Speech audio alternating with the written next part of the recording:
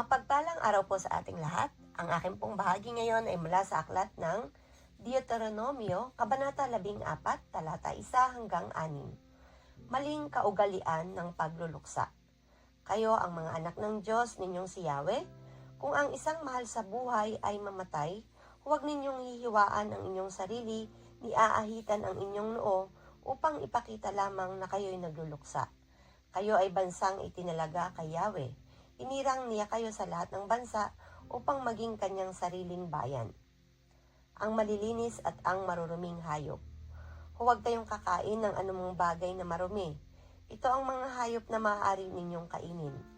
Baka, tupa, kambing, usa, gasela, kambing bundok, antelope, at tupang bundok.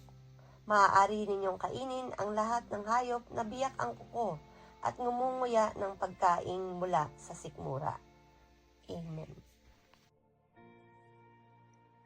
Magpalang araw po sa ating lahat. Narito po ang aking daily devotion sa Book of Deuteronomy, chapter 14, verse 7 to 12. Ngunit huwag ninyong kakainin ang mga hayop na nginunguya, muli ang kinakain nito. Ngunit hindi biyak ang kuko gaya ng kamelyo, kuneho at daga sa batuhan. Ito rin ninyong marumi. Huwag ninyong kakainin ang mga hayop na ito o hahawakan ang kanilang patay na katawan. Maaari ninyong kainin ang anumang hayop na nabubuhay sa tubig na may palikpik at kaliskis. Ngunit huwag ninyong kakainin ang walang palikpik at kaliskis. Ito rin ninyo itong marumi. Maaari ninyong kainin ang anumang klase ng ibon na itinuturing na malinis. Ngunit huwag ninyong kakainin ang mga ibong katulad ng agila, uwak, buwitre, ng uri ng mga lawin, kuwago, ibang naninilad,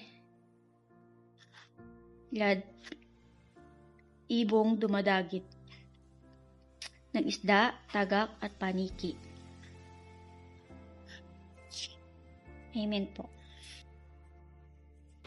Isang magandang araw pong muli sa ating lahat. Samahan niyo po akong muli sa pagbabahagi ko ng salita ng Diyos.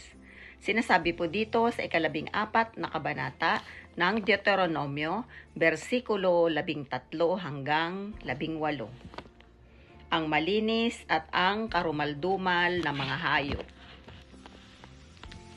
Azur, halcon at lahat ng uri ng milano. Lahat ng uri ng uwak. Ang avestruz, kwago, gaviota, at lahat ng uri ng lawin. Lahat ng uri ng kwago, cisnes, pelikano, buitre, sumormoho, lahat ng uri ng tagak, abudilya, at kabag-kabag. Ito po ang mga salita ng Diyos. Salamat po sa Diyos. Amen.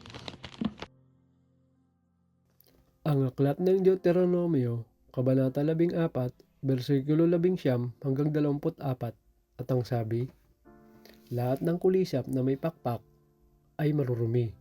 Huwag ninyong kakainin ang mga ito. Maaari ninyong kainin ang anumang malilinis na ibon maliban sa mga nabanggit. Huwag ninyong kakainin ang anumang hayop na basta na lamang namatay. Maaari ninyo itong ibigay o ipagbili sa mga dayuhang naninirahang kasama ninyo. Ito'y isa dahilang kayo'y sambayanang inilaan sa Diyos ninyong si Yahweh. Huwag kayong maglalaga ng tupa o batang kambing sa gatas ng sarili nitong ina. Kukunan ninyo ng 10 bahagi ang inyong ani taon-taon. Ang 10 bahagi ng inyong ani, alak, langis, at ang panganay ng inyong mga alagang hayop ay doon ninyo kakainin sa lugar na pipiliin ng Diyos ninyong si Yahweh upang siya ay inyong pararangalan. Kung malayo ang lugar na pipiliin niya at magiging mahirap dalhin doon ang 10 bahagi ng inyong ani. Ito ang salita ng Diyos. Amen. Our devotion for today is from the book of Deuteronomy chapter 14, verse 25 to 29. ay iyong ngang sasalapiin at iyong itatali ang salapi sa iyong kamay at paroroon ka sa dakong pipiliin ng Panginoon mong Diyos.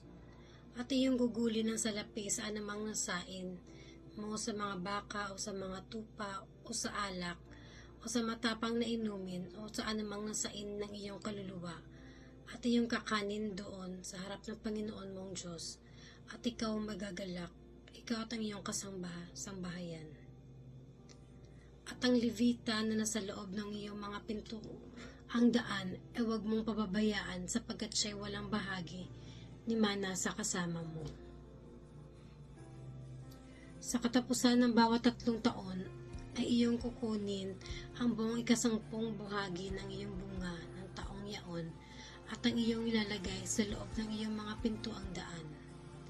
At ang Levita sapagkat siya'y walang bahagi ni mana na kasama mo at ang taga-ibang bayan at ang ulila at ang babaeng baong na nanga sa loob ng iyong mga pintuang daan ay magsisiparoon at magsisikain at mga bubusog upang pagpalain ka ng Panginoon mong Diyos sa lahat ng gawa ng iyong kamay sa iyong ginagawa.